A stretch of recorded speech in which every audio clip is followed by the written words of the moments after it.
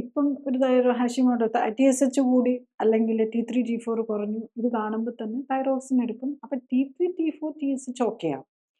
പക്ഷെ നമ്മൾ ക്ഷീണമൊക്കെ തുടങ്ങി TFT നോർമൽ ആണെങ്കിൽ പോലും നമ്മൾ ഓട്ടോ ഇമ്യൂൺ ഡിസീസ് ആണോ നമുക്കൊരു ക്ഷീണം അല്ലെ വെയിറ്റ് ഗെയിൻ ഒക്കെ വരുമ്പം നമ്മൾ എപ്പോഴും TPO അല്ലെങ്കിൽ AMA ആൻറ്റി-TG ഈ ഓട്ടോ ഇമ്യൂൺ ആൻറ്റിബോഡീസ് തൈറോയിഡിനെ നോക്കണം. പിന്നെ TRAH എന്ന് പറഞ്ഞ് നമ്മൾ തൈറോയ്ഡ് വേറൊരു ഇതുണ്ട്. ഹൈപ്പർ തൈറോയിഡിസം സസ്പെക്ട് ചെയ്യുമ്പോൾ നോക്കാനുള്ളതാണ് വേറൊരു ആൻറ്റിബോഡി ഉണ്ട്. അപ്പം ഇത് നോക്കുക എന്നുള്ളതാണ് നമ്മൾ ചെയ്യേണ്ടത്.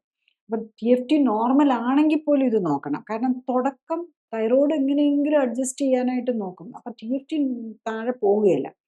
അതിന് വളരെ വർഷങ്ങൾക്ക് മുമ്പ് തന്നെ ഈ ഓട്ടോ ഇമ്യൂൺ പ്രോസസ്സ് അവിടെ വന്ന് ആൻറ്റി-TG TPO അല്ലെങ്കിൽ AMA ഇതൊക്കെ കൂടാൻ തുടങ്ങും.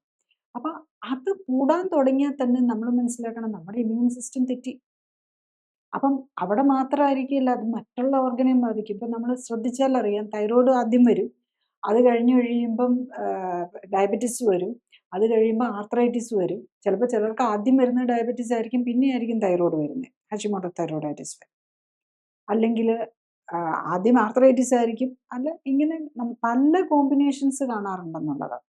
ആർക്കും ഒരു ഡിസീസായിട്ടല്ല നമ്മൾ ഡീറ്റെയിൽ ആയിട്ട് നോക്കിക്കഴിഞ്ഞ് കഴിയുമ്പം മറ്റ് പല രോഗത്തിൻ്റെയും തുടക്കമുള്ളതായിട്ടാണ് കാണുന്നത്.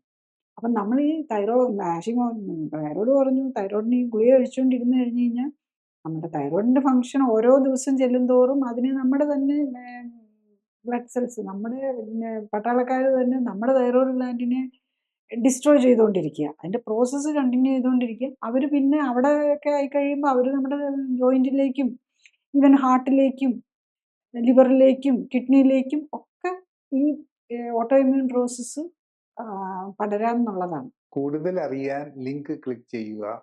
കൂടുതൽ വീഡിയോകൾക്കായി സബ്സ്ക്രൈബ് ബട്ടൺ അമർത്തുക.